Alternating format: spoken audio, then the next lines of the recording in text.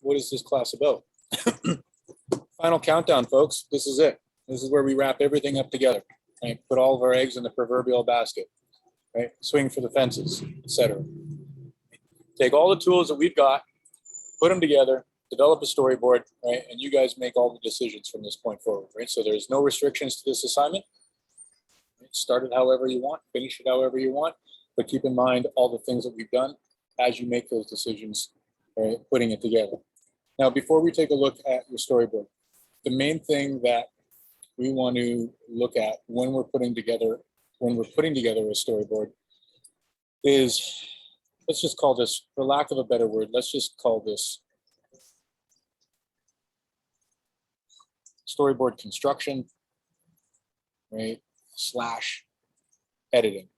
Because effectively, everything that we've done in this class, right, was in the service of developing a storyboard, predominantly, right, because of the fields of employment you guys are most likely to be going into, right? That's not to say that these aren't applicable equally to single painting, single drawing, single photographs, still images, right, et cetera, of any kind, poster design, graphic design, et cetera, right? All of the stuff that we've gone over can be equally applied to any one of those disciplines. But what we're predominantly interested in is like, how do you take those tools and then apply them to the development of storyboard? Now, the construction aspect of a storyboard is pretty straightforward. Basically been doing that all the way since the beginning of the first, end of the first term, right? When we started to think about things sequentially, right? Whether it's in 3 panels or 2 panels, right? Or, 6 or 8 or 12 panels. The editing aspect of things is slightly different. And that's effectively what we're going to do in this class today, is the first round of what it would look like to edit a storyboard. And this isn't, as I mentioned last class, this isn't necessarily an intuitive process, because the way that we tend to think about things is in a linear fashion. Right? This happens, then that happens, then this happens, then that happens, right? Et cetera, right? Scene to scenes, drawing to drawing. What's more useful, and this is why I've been dilating on it, right, up until this point, is to think about it in these chunks of chunks of key moments in the story. What's your setup? What's your conflict? And what's your resolution? And then try to link those things together. So this is what is important to identify right at the beginning of the process.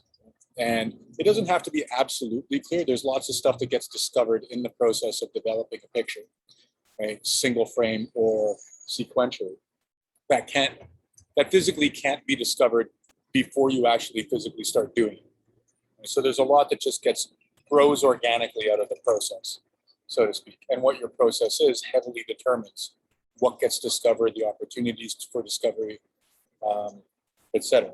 Now, that being said, there is a lot of stuff that you can do, right, before that process starts, right? To kind of like lay out the playing field, so to speak, right? Or right, get rid of the big lumps, right, in your story. Right? Now, what this does is establishes, right, your narrative arc. And that narrative arc effectively takes care of the subject of your picture. What do you want your audience to come away with in terms of what's physically happened in the story? Now, this is directly connected to your emotional arc. The difference, though, and this is loosely construed, is that your emotional arc has very much to do with what the content of your picture is going to be. What's the moral of your story, so to speak? And what do you want your audience to come away with as a message from what the content or what the subject is trying to deliver? And these general stages of calm, tense, dramatic help to deliver that. Right? Now, these things have an interrelationship, right, with each other. This generally is now, what kind of story do you want to tell? How do you take this subject matter, right, and arrange this stuff in a particular way in order to deliver a particular kind of content? Because you can take the exact same subject matter, not only arrange it in a different way, but also emphasize different areas. right, in order to deliver an entirely different kind of story. Now, your first stage, if you want to think about it like that, I gotta readjust myself here so that I'm not so wobbly, is that you want to develop these areas here so that your story, at the very least, is intelligible, so that your audience can go from scene to scene, section to section in your story, and have it make sense without the benefit of you having to verbally describe what's going on inside the picture, you having to write descriptions of what's going on in the picture, you having to, say, put thought bubbles or dialogue, right, inside the picture. In a really well-constructed visual story, even though the dialogue, right, et cetera, is going to help flush that stuff out, you should be able to get across or get away with or come away from the picture knowing what that picture was about without benefit of anything like that. Now, that's not to say that there's not instances where that's going to be possible. Say that you get, I don't know, some sequence of, nebulous space, right, where you just have visuals that are heavily dependent upon the musical track, right, that's attached to it, that is setting a mood and emotion, right, et cetera. There's obviously going to be instances of that. But in terms of characters interacting with each other, right, in a purely dialogic, right, or in a purely physical sense, or things happening, et cetera, that's what we're after. And how we can link these things together so that they are intelligible falls into three general categories. First is spatial. Basically, things as you go from scene to scene happen in the same place, right? Or happen in places that are obviously connected to each other by being in the same place. So an obvious example of this, right, is if you say showed the outside of a house, and then you cut to a different section of a house. Maybe you're at the front door in the first section, right, but then you're in the backyard in the second scene. Even though it's a different angle, the assumption is going to be that it's the same house because you've got a house in both scenes, right? That's what I mean by spatial. You could also cut to, say, the outside of a house, right? Open up on the outside of a house and then cut to the inside of a house. This is obviously going to be the same house, right? Because we know that houses have outside and inside, right? And you can do this to a macro level as well. You could say have, a shot of the planet Earth, cut to, say, a continent, cut to a province in that in North America, cut to a city inside that province, cut to, right, a section of the city inside that city, cut to an apartment, cut to a window, cut to inside that window. Those things are all logically connected. Like, I think that those things are all spatially connected. I think they did something like that in an old Will Smith movie called Enemy of the State, right, where the idea was to show that we're constantly under surveillance. This is the initial version of this type of movie, where it starts like zooming in from a satellite essentially, and then into, right, a micro level of things, right? All of those things then being connected to that sense of surveillance, right? So there's reasons why you might want to do this. The point is, this is probably the easiest way of doing this. Your characters, right, et cetera, are always in the same place.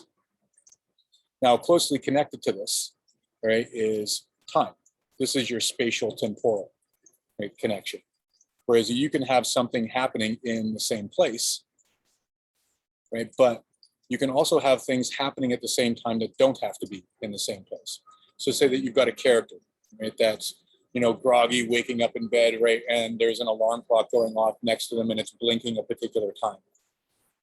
That character smashes down, right, the alarm clock. We've all seen this little trope, right? And then we cut to another character that's staring at their watch. It says the same time, right? But they're obviously in an entirely different environment. Those two characters are now connected via time. So that you've got a character standing at the end of, the stereotypical empty laneway, right, and looks up at the sun. There's no shadow, right? And it's, the implication being that it's high noon. Right? You cut to another character who is now inside a particular space, looks at a clock, and it says 12 o'clock. Right? Those two characters are now connected, right, via time. Doesn't matter what part of the planet they're on. Doesn't matter if they're on the same planet. right? Those characters are now connected in the mind of the audience. Okay, so that's your spatial temporal way of linking scenes together, how you get from point A to point B. Lastly, and closely connected to all of those, is logical connections. Right, so for instance, right, in terms of developing the same space, if we cut from the outside of a house to the inside of a house, those things are not only spatially connected, but they're spatially connected because they're logically connected. Right? We know that if we're cutting from the outside to one space to the inside of something that looks like it could be the inside of that space, but it's going to make sense that those things are logically connected. Now, if we were outside of a house and then we cut to the inside of an apartment, or we cut to the inside of an office building, that wouldn't be logically connected, right? That wouldn't make sense. So when you combine these things together, right, you can essentially get away with a lot of stuff. You don't have to spoon feed your audience every piece of information that they need in order to get from point A to point B, right? So for instance, if you had a character that was on the outside of a house and then walking inside of that house, you wouldn't have to show that character walk up the stairs, put their hand on the doorknob, turn the doorknob, open the door, walk in, close the door, take their hand off the doorknob, right, and walk inside that space. Right? We know how doors work, effectively, is what this means. When you say, you can just show that character, walk up to the door, grab the doorknob, maybe not even, right, and then just cut to a door swing and close behind that character inside a similarly designed space. Right? Those things are logically and spatially connected. Yeah. Okay, now, more obvious, like, so same thing with like looking at the clock and high noon, same thing with looking at the alarm clock and watch, right? Those things are logically connected versus via time. Things that don't have to relate to either of those things. Say you've got a character, right, that's looking at something.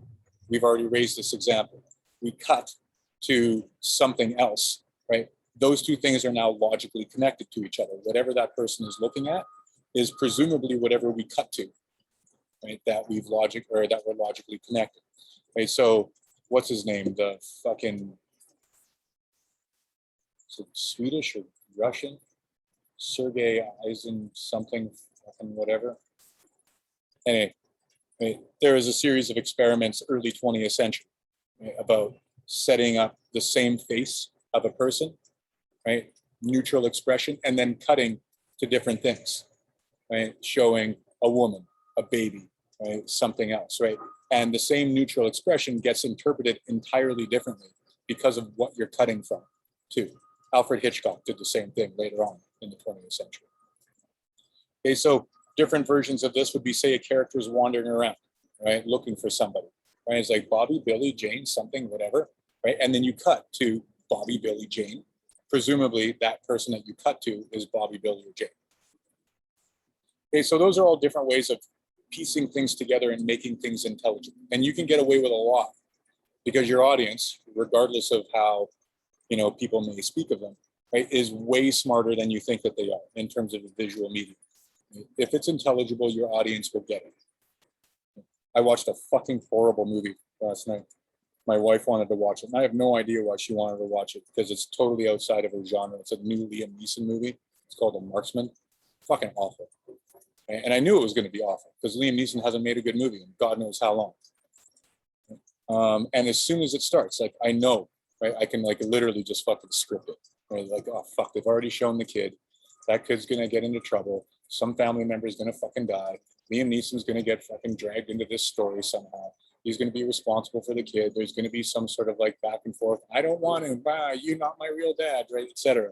And the story fucking goes on. Right? Missed out on a couple of details, but for the most part, yeah, it's pretty fucking easy to figure out. So, you know, this stuff is basically in the service of, you know, putting together a story that's intelligible. And when, you know, you basically cater to the lowest common denominator in terms of intelligence, you can make this stuff really, really obvious. The point that I'm trying to make to you, and hopefully you take away from this, is you don't have to cater to the lowest common denominator. Right? You can get away with a lot more than you think that you can. Okay, so what we're going to do now is basically just take a look at your story. We're going to take a look at your story and just see if it makes sense, right, along these lines before we start getting into anything else. Right? Because even if it makes sense, chances are very good that, you know, we can do something to change it in terms of making it a more effective story. Right? in terms of like telling a certain kind of story.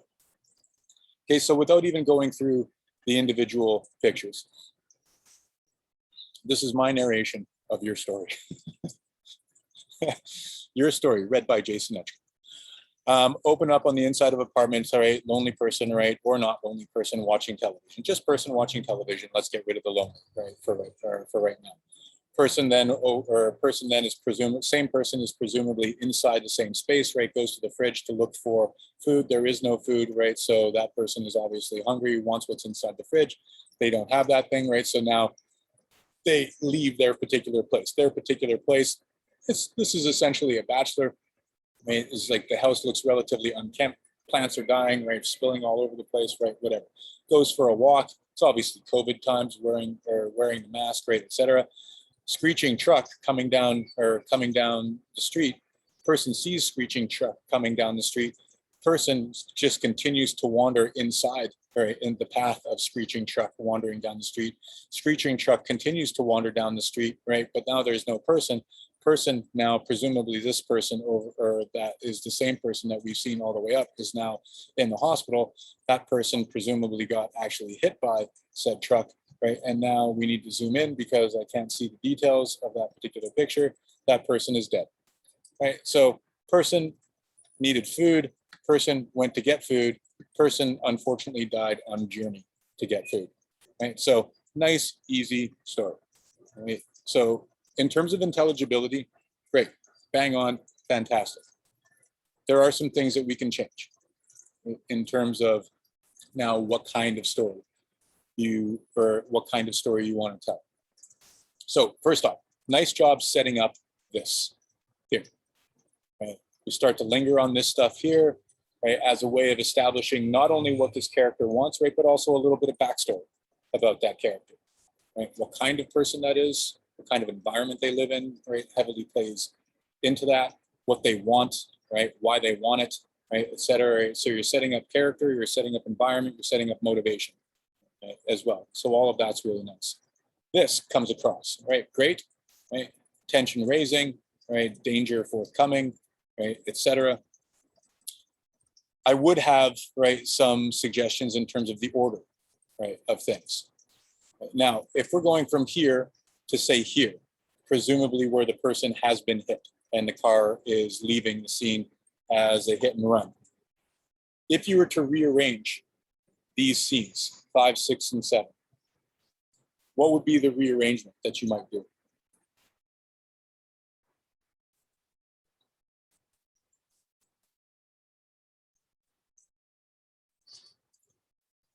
Change 5 and 6. Change 5 and 6, right? What else could you do? Or what other things? What would be another possibility? Move 5 to the ending, I think. Move 5 to where? After 7. Okay, so either 5 till after 6, right? Person is relatively far away from the truck. Right? Now we have a close-up on the truck, presumably that this person or driving the truck has seen this person, right? Slams on the brakes to no avail, right? This, right? And then, right, we see how close those characters are to each other. Right? We could add some screeching tires stuff here, right, as a way of connecting those two scenes together, right? And then this scene makes a little bit more sense, right, with the truck driving away.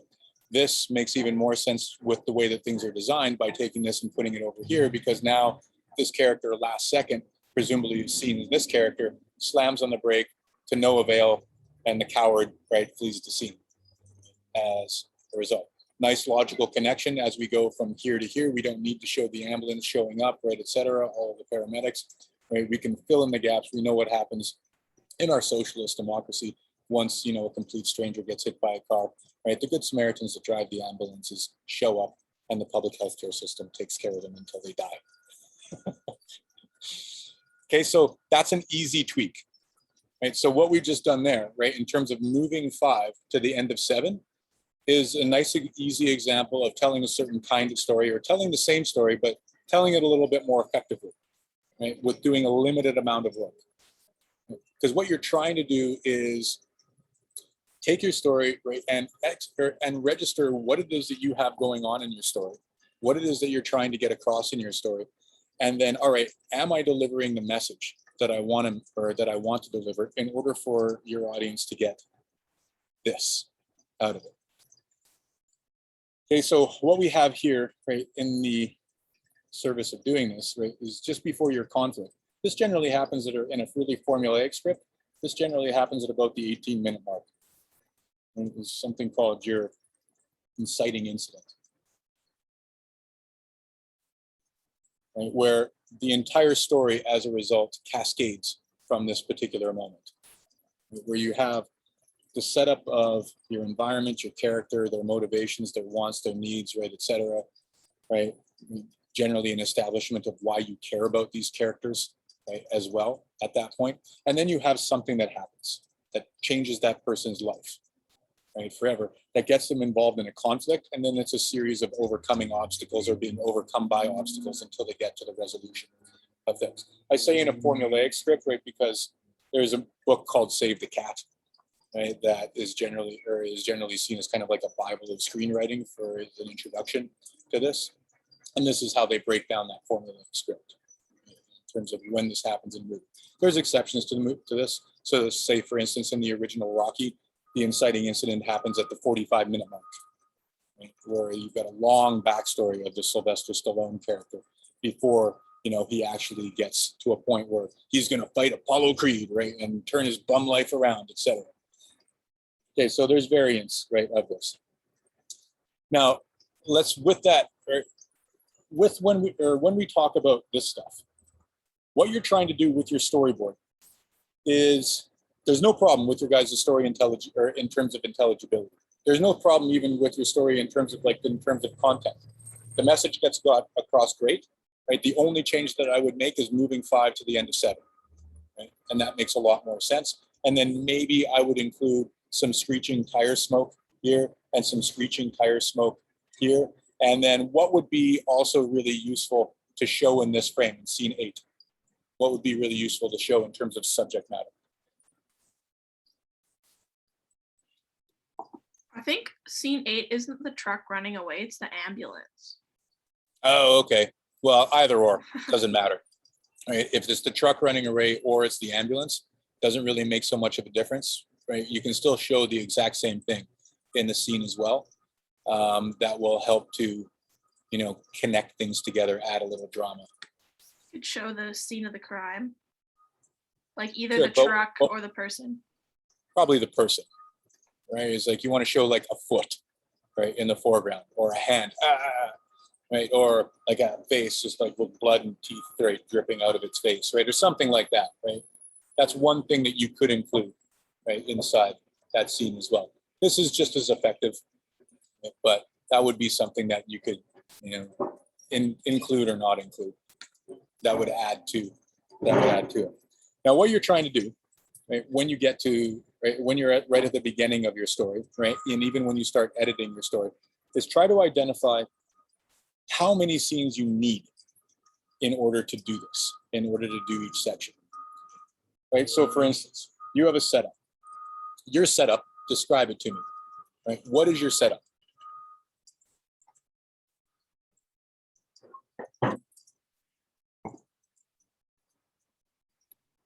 A guy is at home in his house and he realizes he's hungry, but he has nothing. So he decides to go out and get some food. Great. Okay. Now, how many scenes do you need in order to do that? Like 2. Okay. And why 2? Or 3. Because we make the logical connection. If you like show him in the fridge and then walking down the street. Okay, so if what you're trying to establish is that this character has no food and he needs to leave to go and get food, right? How many scenes can you do that in, right? To show that character inside the house and then outside the house going to get food.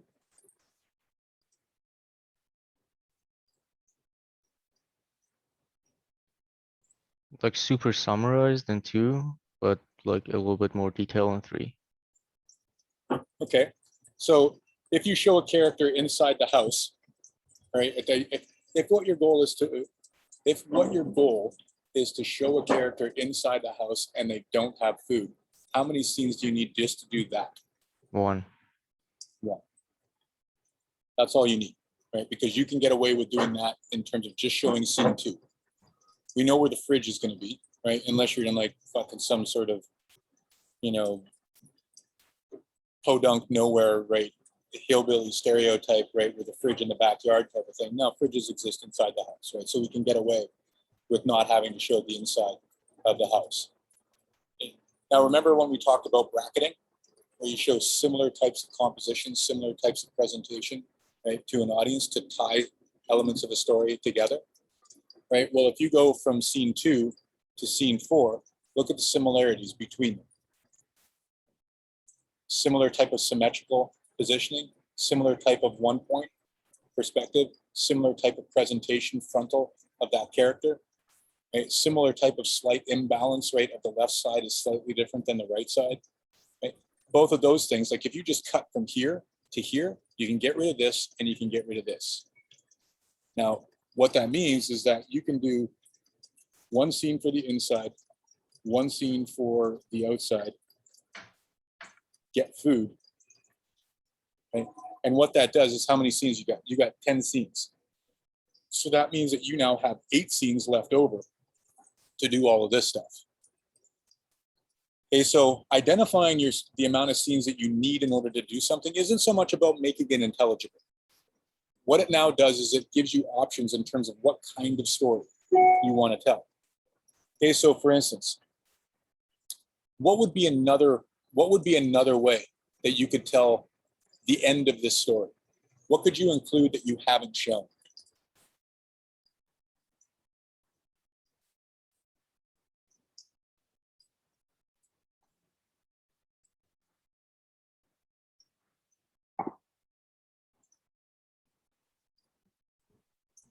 Okay, so let's go ahead. The scene of impact. The scene of impact, right? Because your story is essentially character doesn't have food, character goes to get food, character gets hit by a truck, character dies, right? But you haven't shown, right, the character physically getting hit by a truck, right? Which is great because you can imply it, you don't need to show it. But let's say that you wanted to show it. You wanted to show a different kind of story. And you wanted to show that, say, from multiple angles, right, to really drive the point home. You wanted to show as much gore as possible. You wanted to show slow motion impact of that person's rib cage literally embedding itself inside the grill of that truck, right, et cetera. You wanted to show all of that shit. Right? Well, now you're loading up scenes inside this particular area. And simply by taking 2 scenes out of this section here, you now have the opportunity of doing that over here. Right? So when we show the conflict scene, how many scenes do you need in order to do that? Right? And that includes your inciting incident. What's the inciting incident in your story, by the way, if you had to identify it? Empty fridge. An empty fridge. That character doesn't have food. Right? So that character needs to get out. The inciting incident doesn't have to be a dramatic event. That character just needed to set foot outside their door at the wrong time of day, right? And now all of a sudden their lives have changed irrevocably. Right? So the conflict here, right, is that person's getting hit by a truck. How many scenes do you need in order to show that? Like if you went from, let's say that scene number 4 that you have right now is actually scene number 2. And so you've got inside of fridge. This is how I storyboard, by the way. You guys take a life drawing class with me, it's like it's an entirely different day in terms of the drawings that I do there and the drawings that I do here.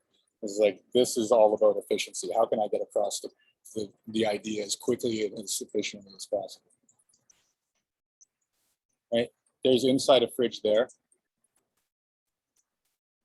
There's outside, right, going to get food there.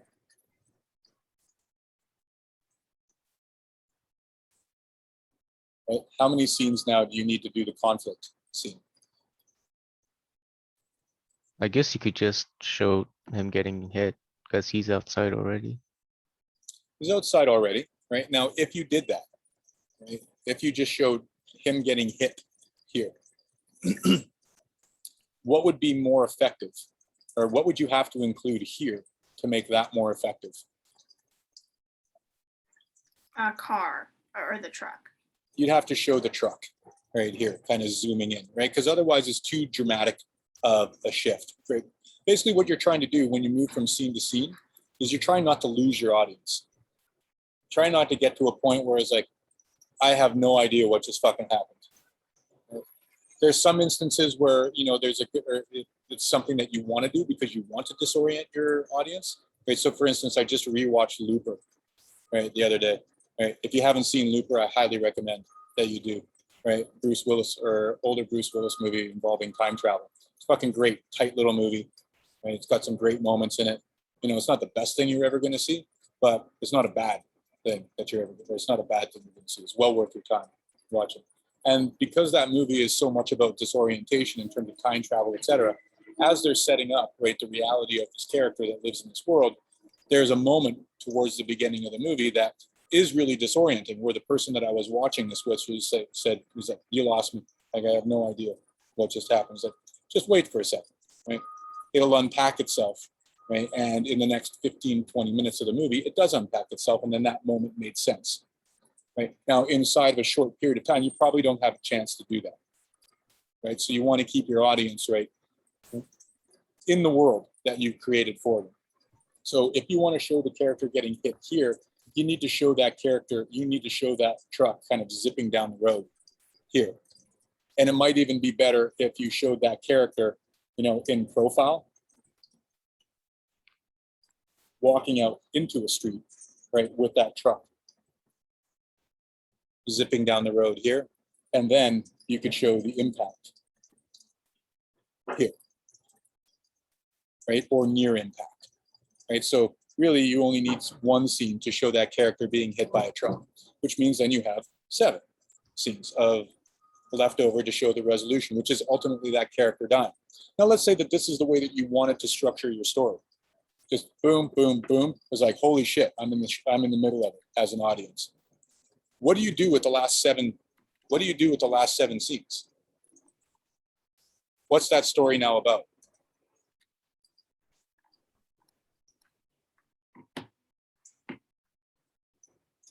What could you do is a better way of asking that question.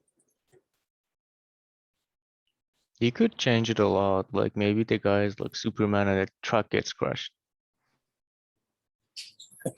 Yeah. Let's just say that we're going with the same arc, right? Where the story is character needs food, goes outside, gets hit by truck, dies. Right? There's no introduction of other things like Superman coming in, characters, right? Other character getting crushed by a truck, right, etc. And the reason that I'm saying that is like what I would like you to think about, especially with respect to this assignment, is keep your idea simple, right? But then alter that idea so that you make that idea more interesting, more compelling, right? As opposed to changing the idea, making it more complex. Because every time that you introduce something that requires explanation in a story, you have to embed that in your story so that it's visually intelligible, right? So where did Superman come from? Why is Superman in this universe, right? What is that character's motivation? Well, you know, et cetera, et cetera. Anything that you think that your audience needs to know, anything that is required for your audience to know in the story has to be established in order for your story to be effective. And establishing information takes time. Right? It takes seeds. Okay. So my question isn't what are you gonna, or how are you gonna change your story, right? In terms of its general arc, my question is like, well, how do you get from here to here? Like, what's another way? Like, what are you gonna do with 7 scenes? You just what? I mean, it's possible that maybe you just watch this person lie on the street and bleed out, right, for 7 frames. That would You could put in a lot more detail about the process of them dying, like doctors trying to save them, et cetera, et cetera. Exactly, right? So load up the stereotypes here, right? Doctors trying to save them. Right? It's like 10 hours of surgery, wiping sweat off the brow, family members standing outside, right? Or standing outside the room. Oh, this character wasn't lonely after all, right? Because they had this whole family and set of circle of friends, right, that cared about them, etc. And then it's devastating, right, at the end of it. Maybe there's an elaborate funeral procession, right, at the end of it. This person, right, now actually wasn't just some random person. This person was actually the chief of police, right, or whoever the fuck it was, right? And they get the 21 gun salute. Like there's so much stuff that you can do here that radically changes the end of the story, or radically changes the end of the story. Now, that being said, that also changes the nature of your story, right? Just by making that decision. But because, and this is why I think you guys have done a good job, right, with your story, right, is that what kind of character are you trying to establish, or have you established at the beginning of your story? What comes across about that character? He's pretty lonely. Like he doesn't have a lot of other people. He's pretty lonely, right? And that comes across just by the nature of the way that you designed it. It also comes across with the way that you've ended the story, because nobody else is there, right? He's completely alone, right, in the story. And the way that you guys have set it up in the middle is like it's not like an immediate impact. It's more like this character is kind of like just kind of staring off into the middle distance, right, all the time, right? Because it's like doesn't really notice that this truck is coming. It's got 3 scenes to bear down, right, upon them, right, etc. Right. You could even drag that out even more by getting rid of scene 8 altogether, right? Because scene 7 and scene 5 with their reorientation gets across the fact that that person was most likely hit by a truck. And if you just cut to scene 9, right, that's still going to make sense, right? Which gives you yet another scene, right, to start to do what with. Like, what would you drag out? If you get rid of scene 8, where would you put scene 8 in the story? That extra scene. One of him being hit. Like You actually. could do that. You could do that, right? But what's your story about, essentially? We know what the subject is, right? But what's the content of it? What's the story about?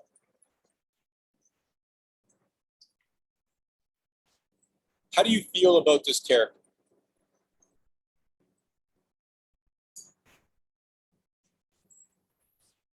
You feel sad for him. You feel sad for them. You pity this character. They're lonely. Right? Their house looks like it's empty of food, not only food, but friends, family, etc. Right? So if you want that story to make more impact, what portion of the story do you drag out? The beginning where he's like alone in his house. You could do it at the beginning, right, where he's alone in his house, right, where you really emphasize the disheveled nature of this person's existence. You have another scene, right, where you show the outside of the house, maybe where it's, you know, the yard is unkempt, right, etc. Maybe another room in the house, right, where that thing is also lonely. There's very few possessions, right, etc. Right, so that's an option. Where else would you put it potentially?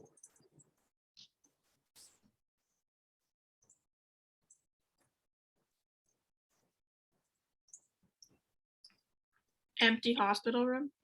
Empty hospital room, right? Show another character in a less dramatic, another position of that character in a less dramatic position, right? Where, you know, it's like, it's an empty room that's also sterile in terms of like personal objects. There's no people in there, right? It's like that character is just alone, long shot, staring up, right, at a fan that's fucking just inevitably whirling around, right, etc. Like all of those things, right? Right? Will emphasize the kind of story that we're doing. Now, because you guys have done such a good job with your assignments, like there's very little for me to really, you know, take or do in terms of like taking scenes, right, and rearranging them, right, which is, you know, generally what happens in this class, right? But hopefully the point comes across, right, with what it is that we've just done in terms of like how you can rearrange those scenes, not only in terms of telling an entirely different kind of story by identifying how many scenes that you need in order to tell this stuff, right, but also how can you can just tighten it up a little bit, right, when you do have a certain kind of story, right, and then emphasize, right, certain sections of the story by, you know, adding to, say, this area or this area, right, but not needing to do any more to this area, right, and just doing a little bit of rearranging there. Okay, so that's what we've essentially just done there is gone through a first round of what you would say would be like editing a storyboard, right? You've done the first bit. Story's intelligible, told a nice tight little story. Now How do you make it a little bit better? And this is stuff that, generally speaking, you can't figure out right at the beginning. You need to see it, right, in order to start going through the process. And this is why storyboarding developed, right, in general, right, so that you could visualize the whole scene, right, put it together in a way that is more effective for what it is that you want to do. So at the same time that you're trying to identify the subject, right, or these different sections, you're also trying to identify, where do I want this, and this to be? Right? And how do you arrange those things in relationship to each other so that they accentuate each other? Now, you haven't really had any opportunities, right, in order to do this, right, in any other way up until this point, because this has been the progression. From this point forward, though, right, or rather, right, with your last assignment, you can arrange these things in any way that you want. So you could start off dramatic, go to calm, go to tense, right? Finish with dramatic if you wanted, right? So for instance, you could have this type of story arc. You could have this type of story arc as opposed to this kind of story arc, right? This would be typical of, say, an action sequence, right? Where you're dropped into a car chase, right? Or a foot chase or a gunfight or something. Right? But what makes this more effective is that this accentuates that. Right? So you get that. How many movies have you been dropped into where it starts off with an explosion or a car chase or something, right? Bond movies are really good for this, right? Especially the new ones. You just get chucked into a situation. It's super exciting. You get what you wanted. That goes on for like fucking 10, 20 minutes, right? Whatever, right? But then, because like once you've had your fill of this, you need this in order to kind of catch your breath, right? Allow your audience to kind of reset, right? But then reestablish, right, their energy so that you can build back up towards this. Okay, so when you're going through your story, right, you're thinking about these things simultaneously. And when you identify where your conflict sections are, what you're essentially identifying is like, how dramatic do you want these things to be? How dramatic do you want this thing to be? So for instance, in your story, where's the most dramatic point? When he's getting hit by the car or the truck. When he's getting hit by the car, but he's not actually getting hit by the car, right? So what scene is the most dramatic scene? The last scene. Well, the way that you've designed it, it is, for sure, right? But if we wanted like a release of energy, right, where does that release of energy happen? Probably 5. 5. This is the most dramatic scene that we have, right? Even though you're not showing anything, right? What you got, right, is the anticipation building up here, here, here, right? Even though you don't see that character get hit, we know what's happened. So we want that to be the release of energy, right? And then what's going to make that release of energy feel more dramatic when we design scenes afterwards? Basically, what didn't you have the option of doing with these last 2 scenes? What would make this feel more sad, more pathetic, more pitiable, right, at the end of the story than the scenes that you have? If we didn't make them dramatic. Like if it was 1 point and like. Yeah, if you just like, Stable. if you just pulled the camera back, showed that sad hotel room or that sad hospital room with the character lying like that, you know, again, ceiling fan whipping around, right, etc. That would make that even more pitiable towards the end. Doesn't mean that you couldn't do this, right? But maybe you go from this to extend the drama of this, tie those 2 scenes together.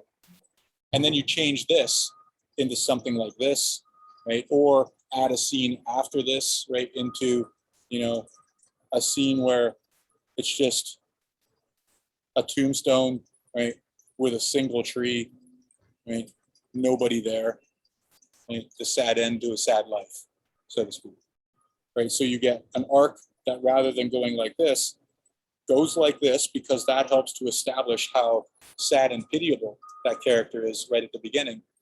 Gradual rise of tension to a point of release right in the middle of the story, and then sharp drop off to here.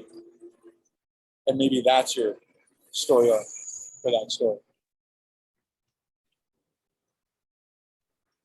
So how you think about these things, not only narratively, right, but also emotionally, there's a back and forth between these things. Okay, before I get into the last thing that we need to talk about, because it is a new thing, right? This is basically almost kind of like a refresher of everything that we've done, right, in a slightly different application. You guys have any questions about what it is we've done? Like, it seems like this already makes sense to you. This might probably just be, you know, putting a period, right, behind the sentence that you guys have already completed. I'm full of metaphors today, eh? Just basically talking in parables. Okay, well, what all of this stuff is, your narrative arc and your emotional arc, is kind of under the umbrella of is what's called visual progression.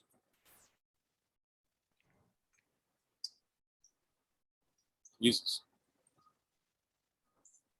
Now, visual progression basically refers to how a story progresses, right? And as an umbrella term, it refers to not only the narrative arc, right, but also the emotional arc that's associated to it. But this would be like on the macro level, right? Because this is a good page to screenshot for all that it is. The recording is going to be much more useful for you guys than anything else, right, in this. What visual progression also refers to, though, can be interpreted on a micro level in terms of what we might refer to the structural flow of a story, right? And we've talked about this a little bit when we went over, say, like symmetrical, asymmetrical, golden section, pyramidal visual paths. And so this will be a little bit of a review, but what we're talking about here is generally it's like how we think about a story moving, right? Progressing in space, what kind of obstacles it's coming up against. And we've talked a little bit about this with respect to color, right, as well. So basically you have two different kinds of pictures. You have pictures that create movement. Yeah, out. Right, and you've got creation or movement, or you've got pictures that create stasis. Right, so movement is literally, does a story feel like it's moving forward, or a picture feel like it's moving forward in a positive direction? And we generally associate a story that's moving from left to right as being positive. And again, I've mentioned this obliquely in the past. We tend to view stories that move from left to right, or pictures that move from left to right, as being positive because of not social cultural background, but because of a development in the brain around age 13, 15, where we recognize things out of our left side of our visual field more quickly than out of our right field. So we tend to scan like this, as opposed to right to left. Okay? This is, you know, a theory that's still in development, but this seems to be the case because of the way that people respond to pictures. Okay? And when we have pictures that move from right to left, we tend to interpret that as being a negative direction. Now, what I mean by movement isn't necessarily things actually moving, right? So the intuitive way of thinking about a picture moving is there are things that are actually moving in a picture, like a character. A character physically walks from this side of the frame to that side of the frame. That would be positive movement, right? Whereas a character walking in the opposite direction, that's negative movement. What's important about both of those things is that if you put those but the structure of that thing, and you've probably registered this already for yourself, if you have, say, your focus forced right versus your focus forced left, that's the same thing, right? Whereas this picture feels like it's moving negatively, this picture feels like it's moving positively. Your foreground entrance moves your audience in positive or negative directions. Okay, so when you have say, an over-the-shoulder shot with a dialogue scene, and those characters just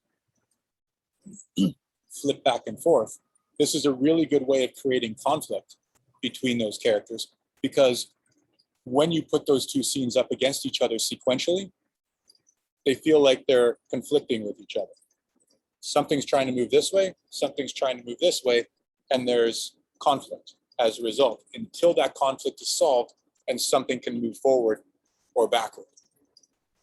Right? Think of like the obvious examples here are like the scenes, the dialogue scenes in Glengarry Glen Ross, right, between Alec Baldwin, right, or Ed Harris or Jack Lemmon, right? They're always occupying different sides of the frame, and they're always consistent in terms of the size of the frame that they occupy, so that you know that these characters are never going to see eye to eye. They're always opposite each other. Think of Denzel Washington walking down the tunnel in this direction until they come up against the character with the shopping cart that physically creates a barrier for that character to get by. And until he overcomes that conflict, he can't physically move forward, right, inside the picture. Right? So we've seen this a bunch, right, already. Now, there are instances where this isn't going to be the case, where you're going to cross over. Easy instances of where this is going to happen, we say like the Lego examples that we watched, right, where characters kind of flip-flopped. That would be an example of people just not knowing that this is a thing, right, and then not paying attention to it as a result, and having the picture being visually confusing as a result. Because what I want you to think about is that this character here believes something. This character here believes something entirely different. So when you arrange those characters on opposite sides of the frame, what you're effectively arranging is opposing points of view, opposing ideologies, opposing goals, motivations, right? And if you flip-flop those things, right, well, then you're confusing things not only geographically, you're also confusing things ideologically, if that makes sense. Right? So one instance where this has been done, right, and we haven't looked at that, is say when we looked at like the Joker sequence, where they flipped the camera upside down, right, and Batman and the Joker required each other in order to like have this symbiotic existence. Well, they make that point a number of times in that movie. And one of the ones that they do that in is the interrogation scene with the Joker and Batman. Whereas as the Joker is kind of like unpacking his story, they crossfade back and forth between the Joker sometimes being here and sometimes being here, Batman sometimes being here, Batman sometimes being here. So what the audience is left with at the end of that sequence is that you don't know who believes in what anymore, right? It confuses the ideological issue, right? And that's what the Joker is essentially trying to do in that sequence, is, you know, outline the fact that they're both similar in this type of way. So there's reasons why you might want to get away from this. For purposes of your assignment, try to maintain this consistency in terms of moving forward, moving backward, right? So when Daniel Day-Lewis, right, finally beats Eli, right, and is standing here, right, in There Will Be Blood, this character has won, but he's won in a very negative type of way. And he's physically causing a barrier for the Eli character that he now can't get past. And not only is he looking this way at him, forcing him backwards, but he's also looking here and down at him, right? Making him feel small and move backwards. Right? So position in the frame in a single scene can also, you know, be a nice way of communicating this thing, right, in multiple frames. Okay, so if you want your story to move forward, we've got a structure that will do that. Now, if you want your story to move backward, you got a structure that you'll associate that with. Now let's say that you associated that with color. Say if we just said that this was blue, what would this be?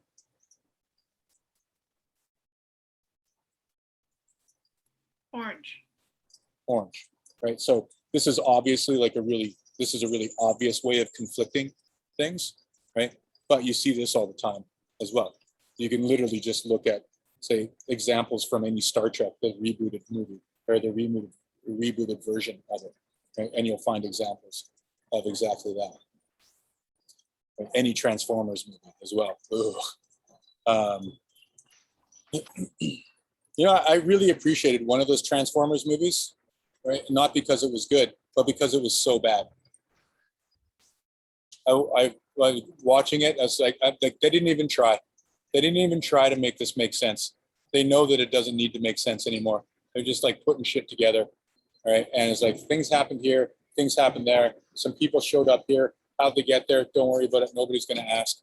That doesn't make sense, right? Dude, nobody fucking cares, right? We're just printing money here, right? Just make some fucking shiny things change shape. So I really enjoyed it for that. It was a really good lesson of what you can fucking get away with. The other two structures that we've got create stasis. So probably not surprising. Your symmetrical composition and your golden section composition, those are flatline. By themselves, they don't create any movement.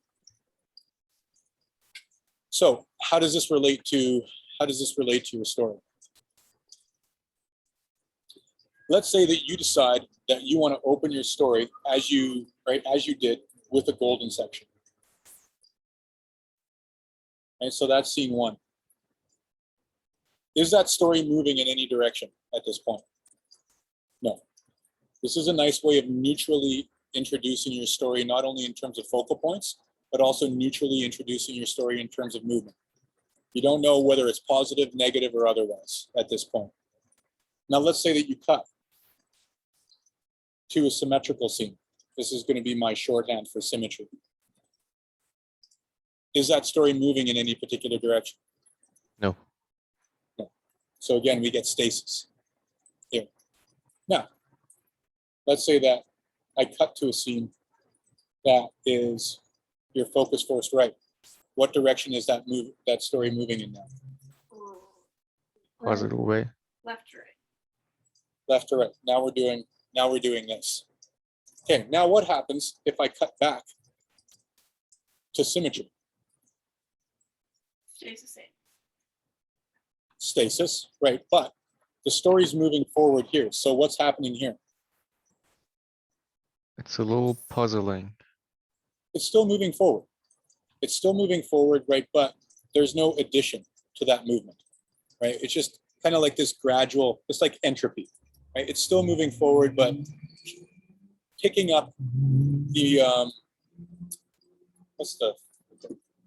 the momentum of the previous scene. Now, if I change that scene and this, now what would happen? Moving forward, still new addition. Reinforcing it.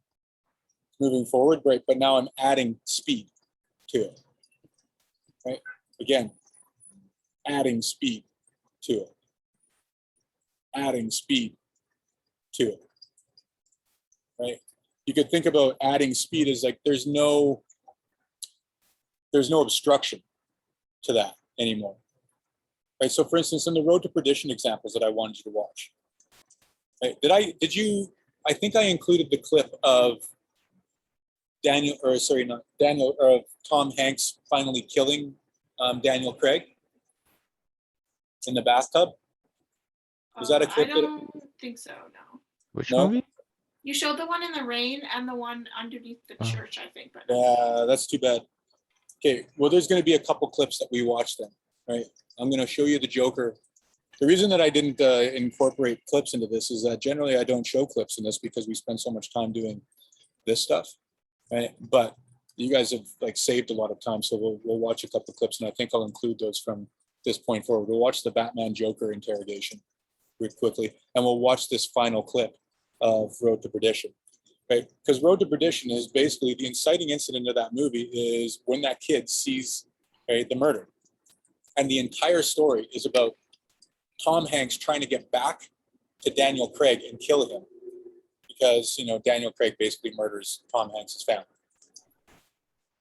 But that entire movie is about the obstacles that are in front of Tom Hanks trying to get to Daniel Craig. And ultimately, it gets to a point where all of those obstacles are removed, and the end scene of him going up to kill Daniel Craig uses this as a really nice metaphor, where open doors, right, are serving as a way of just increasing the speed, removing the obstacles from Tom Hanks getting to Daniel Craig.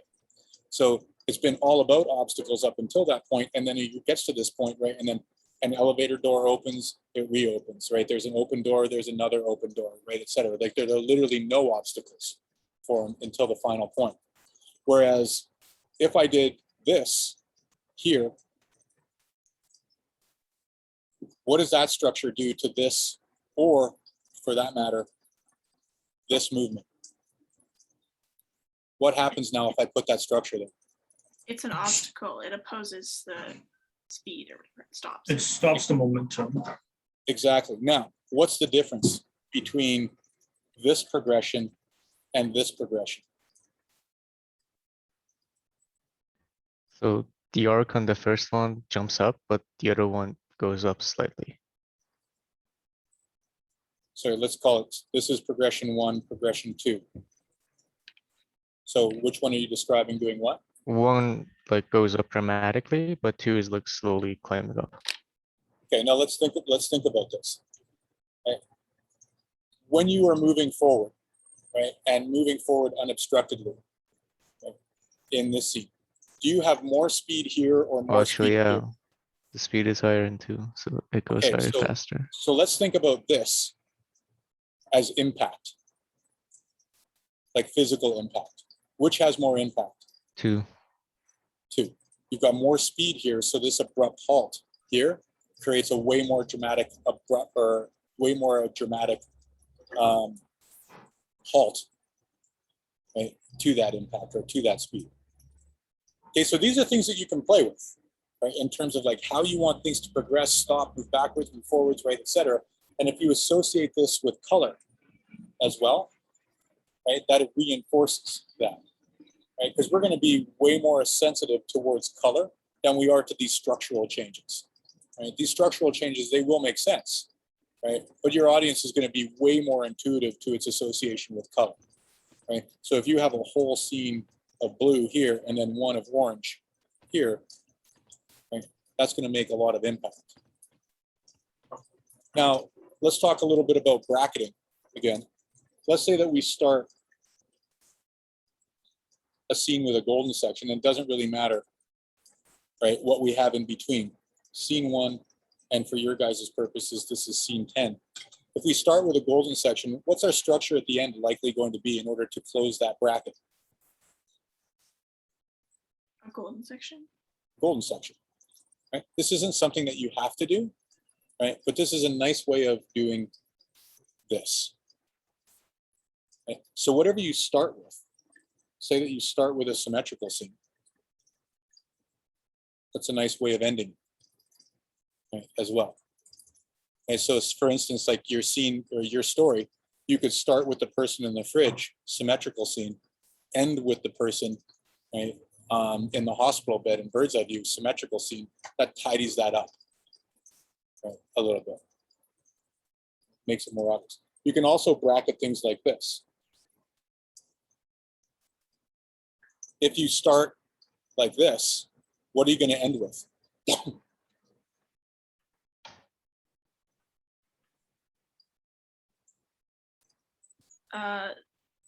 Left carry.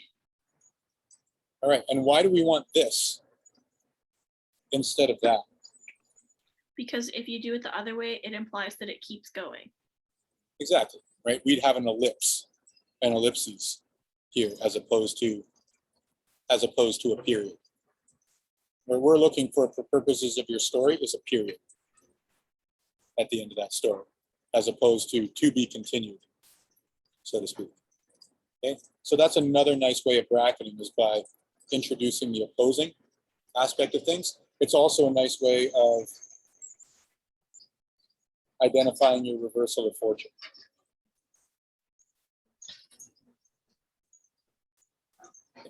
Now, before I get into the details of your assignment, let's take a quick look at those examples that I mentioned. before I do that though, I mean, I should probably ask if, does what we just did here in terms of like this visual progression, structural flow make sense? Yes.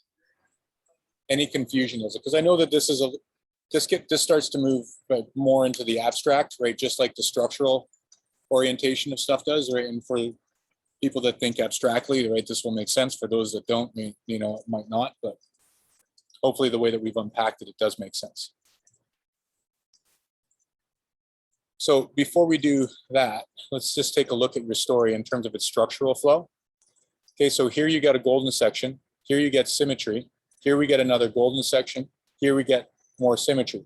No movement to those scenes.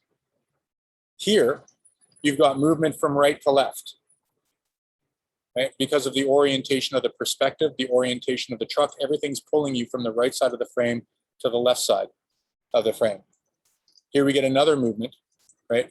But from left to right in terms of structure, right? But you get now movement from right to left in terms of the direction that the truck is traveling. Okay, so we get a continuation of this movement, but now we get a shift in structure from, rather than being from right to left, from left to right. Okay, now, what about the structure here? What direction is things going, what direction are things going there? Like top to bottom. Top to bottom. Now, we haven't talked a lot about this, but we haven't talked about this at all, right? But in this picture, and seeing what's scene 5 right now, your direction is going like this, right? It's basically going from top or from bottom left or bottom right to top left. I'm going to switch pages here. In what's scene 5 right now, you have a movement like this. In scene 6, you have a movement like this. In scene 7, you have a movement like this. And then in scene 8, you have a movement like this again. Now, in a way, this is nice, right? Because what you get, right, is, you know, these things kind of creating a bit of a roller coaster until you get to here. And you can think about scenes literally doing this, right? Creating, right, a movement like this. For those of you who are interested in doing graphic novels do the exact same sort of thing, right? With panels on a page. Now, if what we're trying to emphasize, right, is this character getting hit by a truck, what kind of movement do we want? It would be better to do like 3 picking up speed and then 1 that stops it. Okay. And now let's think that we're dealing with the diagonals that we know. Let's say that we want this character and we're going to redesign these things, right? So scene 5 for us is now going to be after scene 7. Okay, so this scene is moving over here. So this character, right, is right here. Truck, right here, moving down like this. And that, for our purposes, is now scene 5. Okay. What would scene 6 look like? Same subject matter, right? But now it's the truck, right? But now it's the truck and the character. We want to maintain geographical consistency. We also want to maintain, right, this feeling of a character being hit by a truck. And this is what we're starting with. First off, is this positive or negative movement? Negative. Okay, well, structurally, what is this? Oh, positive, sorry. Positive. It's positive for the character who's trying to go in this direction. But we now have this as a conflicting movement inside the picture. What kind of movement is this? Negative. Negative. All right, so this complicates the issue, right, a little bit. This character is on this side of the frame. In scene 6, where is this character? On the other side of the frame. Where do we want that character? On the same side of the frame. on the same side of the frame. So if we put that character on the same side of the frame, where is that character going to be? Where do we want that character to be? Do we want that character up here, filling the whole space, or down here?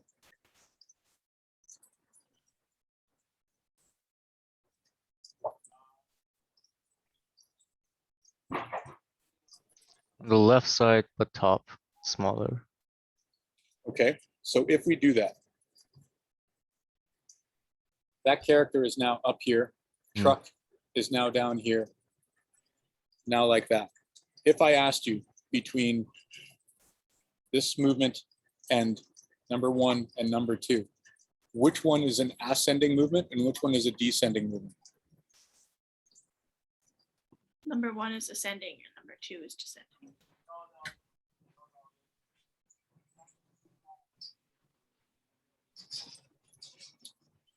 Which one of those is going to be better to convey this character getting hit by a truck? Descending. 2. 2, right? So we haven't talked about this stuff, right? But I mean, I think it's a relatively straightforward thing to add into our discussion about movement. We tend to interpret diagonals differently. If we've got a movement that's going from something like, say, a truck moving along a street that's pointed in a particular direction, we don't assume that that thing's in reverse, right? We think that that thing is moving forward. And if it's got moving from bottom to top, we interpret that as being ascending.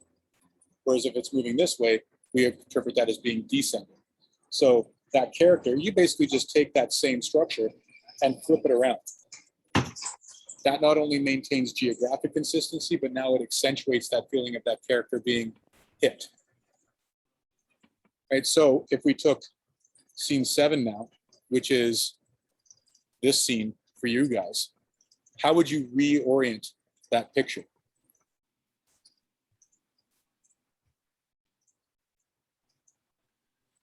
Just horizontally reverse it. Yeah, right, so we can take that truck, right, and make it screech, right, grind to a halt, smoke coming out, right, etc. You could do something like that, right, but now everything is moving downward. Right? That character still kind of, right, doesn't even have to be there. They could just be hidden in the smoke, so to speak, underneath the truck. It doesn't matter, right? So everything is now moving like this and moving right to left in a negative sense, right, for that character, because their forward progress has been halted. So because your story has then started with, the golden section, right, you might then just go back to a golden section, but now because all of this stuff has been moving negatively, right, this is going to have a negative valence as well, because this just picks up on whatever it is that it's been, or whatever it is that follows. Okay, so just to finish this particular thought, this is obviously positive, this is obviously negative, right? But if you have a movement that is along the same diagonal here, but now the movement is going in this direction, this is positive. And if you have this diagonal here, but now the direction is going like that, that's negative. This is more positive than this is. Right, moving from bottom left to top right, this is as positive as it gets. If you want, this is positive movement in a negative direction. Okay, this is negative movement in a negative direction. This is negative movement in a positive direction. Right, so say that this character is moving forward, but they're in trouble. Right, this would be a good structure. Say that you had your villain in a character or in a sequence moving backward, or sorry, say that you had your villain in a story moving in a positive direction for them. And this is positive movement for a negative character. If you want to think about it that way. Okay, so again, this is an irresponsibly brief overview of that, right? But hopefully that adds some clarification to not only like the structure that we're dealing with here, right, and how you would say change these two scenes as a result of that, right?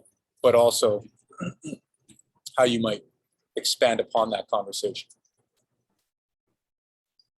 Okay, real quickly with the two examples that I mentioned before we get into your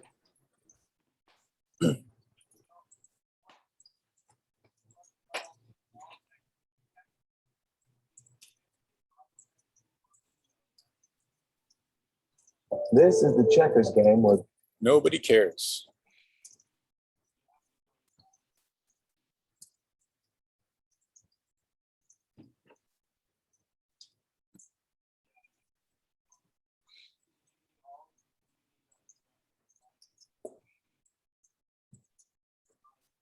Okay, so we don't need to watch the entirety of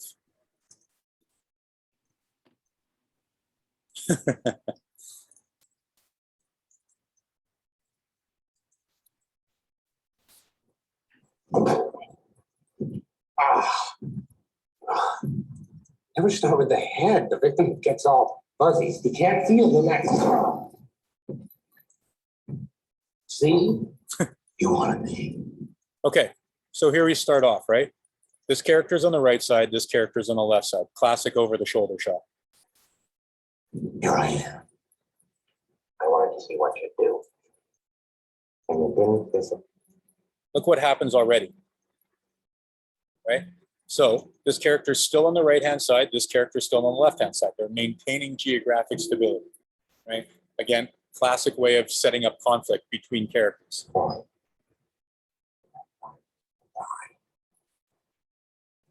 Then you let them take your place. Even to a guy like me, that's cold. Understand? So Look what's just happened. Where's this character now?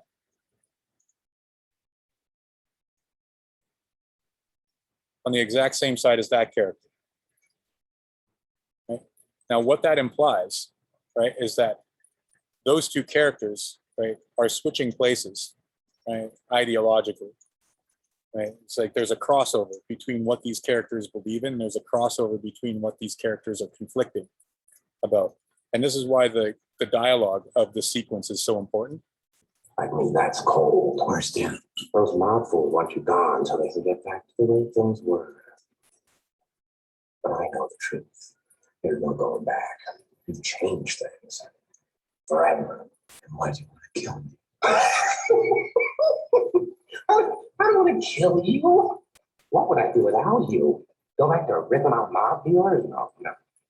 No, you complete me. You're garbage. You kill us for money. Don't talk like one of them. You're not. Even if you'd like to be. To them, you're just a freak. Like me. Maybe you right now. When they don't, they'll cast you out. It's like a leper. See, they're wolves. They're cold. It's a bad joke. It was dropped at the first sign of trouble. They're only as good as the world allows them to be. I'll show you. When the chips are down, these civilized people, they'll eat each other. See, I'm not a monster. I'm just ahead of the curve. Okay, so that sequence, right, is starting off, or it starts off in one way, right, and then it ends up.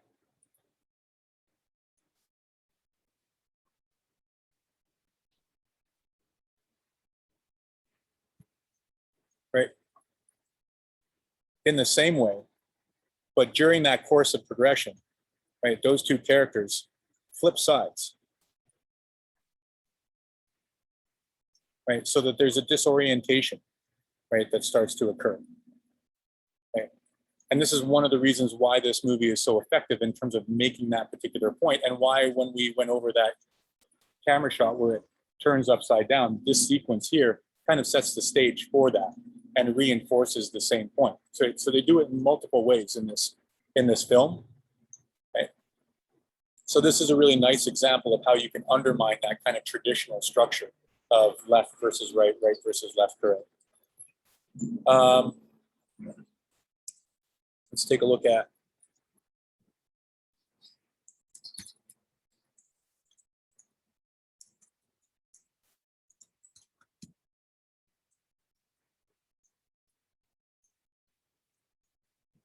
perfect. This is the checkers game. So when we look at this sequence, just keep in mind that metaphor of open doors, right? But also look how they use symmetry here as a way of undermining, right? Introducing imbalance to a symmetrical scene as a way of creating movement, right? So this is a classic pyramidal structure, right, in a symmetrical scene. But they've unbalanced, right, certain things, right? They've highlighted in terms of contrast this character's hand at the bottom of the pyramid, right? Metaphorically speaking, you know, this is, you know, the right hand of Al Capone, right? This is the hand that wields power, right, et cetera. This is the person that's responsible and attached to that hand, right, et cetera. Right? But ultimately, this is your focal point in here. How have they unbalanced the picture, though? What side is unbalanced, and why might they have done that?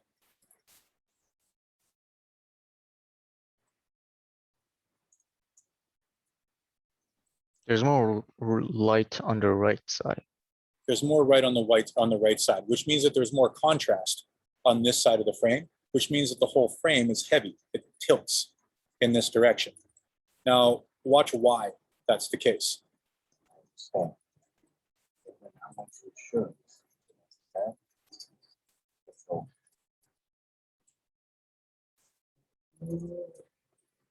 that's what you put down. Okay, so we get a symmetrical, more obviously balanced symmetrical scene at the end, a little bit heavy on the right-hand side still, right, with the increased contrast. Look what they cut to.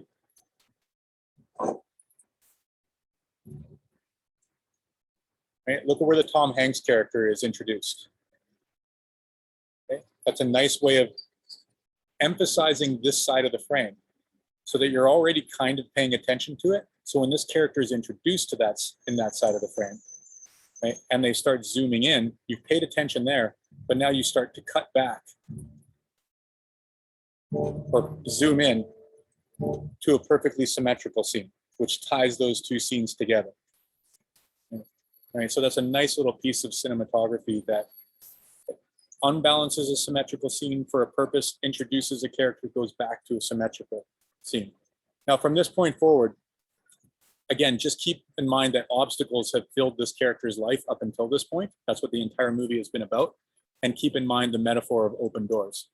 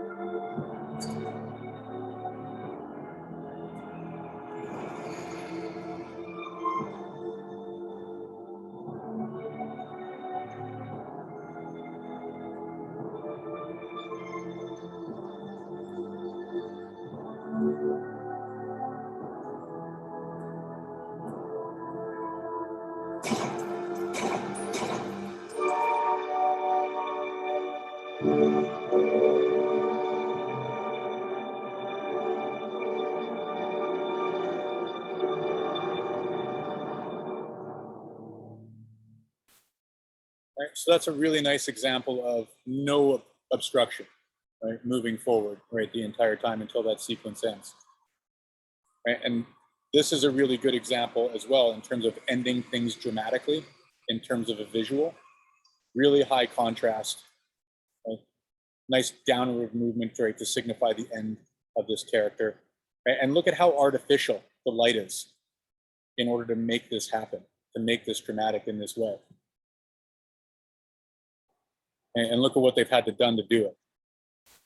Right? They put a light box here and covered it with a towel to create that reflective light in order to boost, right, that drama of that scene.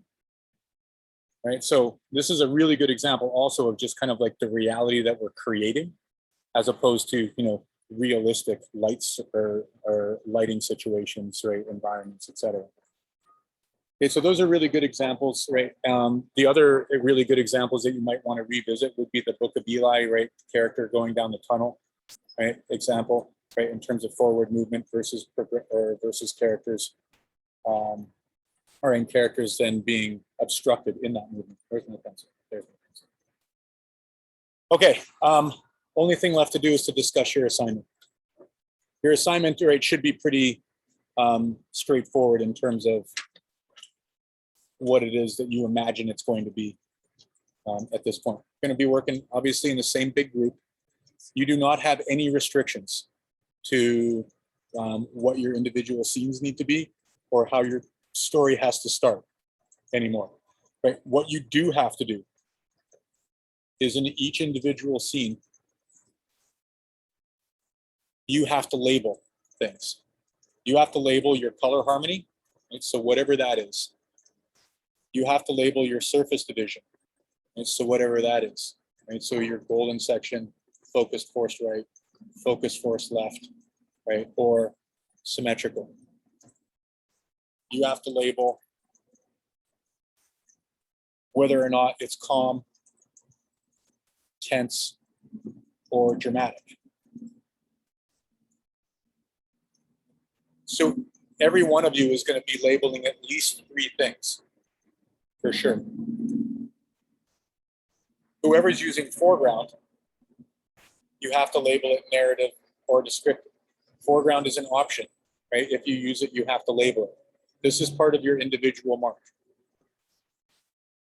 Things that you don't have to label that I expect you to be paying attention to and incorporating into your story. The level of contrast, the level of brightness, and choosing a perspective that best communicates what it is that you're trying to do. Okay, so these things you don't have to label, but these things, right, are essentially expected on my part, right, that you're considering as you move into your, or as you start to do your assignment. Now, you are going to be graded differently this class as well. First off, you're going to get a presentation mark that's out of 20. Okay, that presentation is you submitting in exactly the same way that you have the last class. One person submits it, right, and you have name, number 1, name, number 2, etc. Dot as a PDF. Keep it under 20 minutes.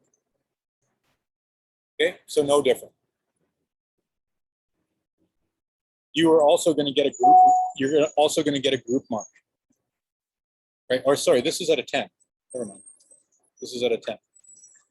Your group mark. Do I make this out of 40 or do I make this out of 60? No, I make this out of 40. This is out of 40.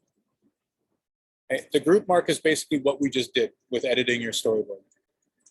So if your story comes back with the same degree of caliber that your story this class did, right, but then it adds, right, the editing and the tightness, right, that we've just gone over, if that makes sense, and also, you know, incorporates, you know, the forward movement, the backward movement, the stasis, and the bracketing idea. There's no reason, if that makes sense, that you guys shouldn't get full marks in your group mark. And then you're going to have an individual mark, and I'm literally going to put it like this: PGI, right, for each one of you. Your individual mark is out of 60. Right? That 60 is again divided up, as is per usual. 30 of creativity and effort, 30 for line quality. Oops, no, that's not right then. Because Yeah. of the ancient mysteries of arithmetic. Right, so this is out of 30. Okay, so there's no reason that you guys shouldn't get 40% off the top based on what it is that you just submitted, and also the apparent level of understanding of what it is that we just did. This is entirely up to you guys individually. Again, whether or not you do this digitally or through pencil crayon doesn't matter to me, but it is a drawing class, right? So please no prefabricated shapes, right? Or tools, right? Or gradients or anything like that, right? Only with brushes. Oh, again, if you have somebody in your group, right, that, and this doesn't look like it's going to be a problem, that doesn't do the assignment, just write down the subject, all of these things, right, and all of these things in that empty frame, right, so that the group doesn't suffer, right, and only the individual does. Right, I don't imagine that that's going to be a problem. This is due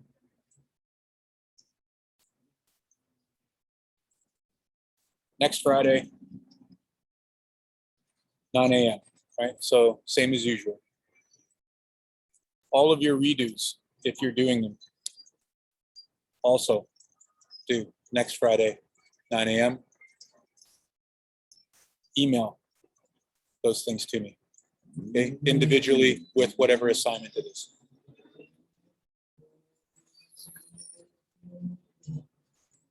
Okay. Before we have individual questions and before I give you my fare thee well spiel, do you guys have any group questions about your assignment or what we've just gone over?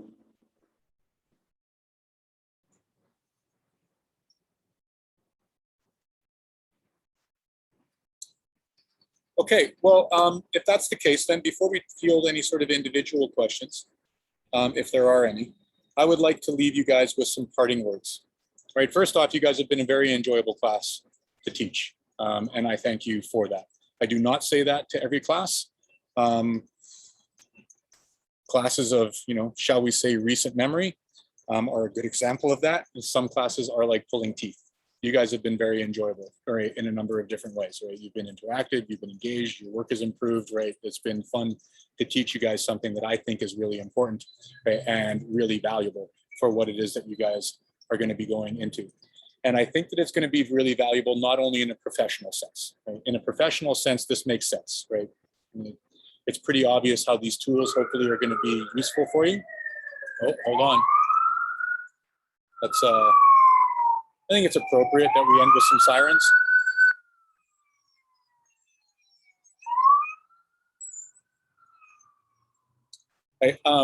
I think that this is valuable not only in a professional sense, but I think in a personal sense, all right, as well. It should be really obvious, right, at this point that I like what I do, right, that I think that it's important, right, and, hopefully you guys think that, I'm relatively good at communicating and doing what it is that we've done so that you can take the benefit of that. And the benefit that you take away from it in terms of the professional stuff is obvious, but in the personal stuff, I think it's more important, right, in the sense that hopefully at the very least what you come away with from this class is how much there is that you might not have thought of that goes into the development of pictures and how effective those can be in terms of affecting an audience. In a professional sense, this makes obvious impact in terms of what you're going to do and the efficacy that you can put forward your own creations in terms of being successful in your career. On a personal level, though, I think it works in two ways. One, you recognize, how much impact, right, and how much power like visual imagery actually has to impact your audience, right, in terms of telling effective stories. But in another way, and I think in a deeper way, right, it should be obvious how, for lack of a better word, how much responsibility comes along with that in terms of the messages that you're sending to an audience, right? But also how much impact imagery that you're exposed to on a day-to-day basis has potentially on you as well. There is no scientific way of proving, right, that things impact us, right, emotionally, ideologically, perceptually, philosophically in terms of imagery. However, there is no question, or at least there should be no question at this point, right, how much impact that has, right? And I would urge you to take that with due consideration as you not only make images, but consider the images that are being presented to you and what they might be designed to do, right? Philosophically, intellectually, metaphysically, metaphorically, emotionally, psychologically, etc. Right? They make a lot more impact than you tend to think, or that people tend to give credit for them making. So that being said, those are my shamanic words of wisdom, right, for your guys' movement into the future. Unless you guys go into the ACA program, this will be the last time that I see you. I will be a life drawing instructor for 2 classes or for 2 terms in the ACA program if you go in that direction. That being said, if you guys have anything that you think that I might be useful for in terms of answering questions, right, giving advice, etc., as you move forward in the school year or beyond, please feel free to get in touch. I'm easy to find both on the interwebs and through the school. And if I don't see you again, good luck, bon chance, right, whatever. I wish you well and hope to see you again. Hopefully you got something out of this class. Thank you. It's Thank you been a very really good much. class with you. Thanks, guys. Thank you. Thank you. What is it? Okay, well, if you don't have questions, you are free to go.